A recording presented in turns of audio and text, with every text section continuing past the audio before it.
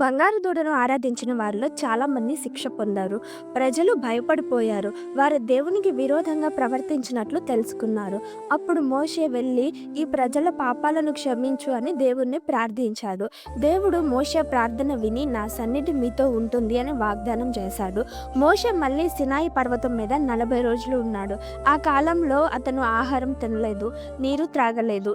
దేవుడు మోషేకు 10 ఆజ్ఞలు మళ్ళీ ఇచ్చాడు.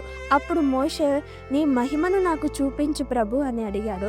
అప్పుడు దేవుడు నా మంచితనం అంతా నీ ముందర ప్రవహింపజేస్తాను, నా నామాన్ని నీకు తెలియచేస్తాను, కానీ నా ముఖాన్ని ఎవరు చూడలేరు, ఎందుకంటే నన్ను చూసి ఎవరు బ్రతకరు అని చెప్పాడు. అయినా మోషే మరలా అడిగాడు.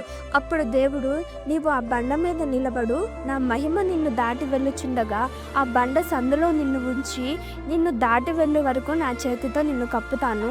నేను నా చేయి తీసిన తర్వాత నా వెనుక పార్వశమును చూసెదవు గాని నా ముఖము నీకు కనబడదు అని మోషేతో చెప్పాడు. అలా మోషే దేవుణ్ణి చూశాడు, కానీ ముఖం మాత్రం కనిపించలేదు. మోషే పర్వతం నుండి దిగి వచ్చినప్పుడు అతని ముఖం కాంతితో వెలిగింది.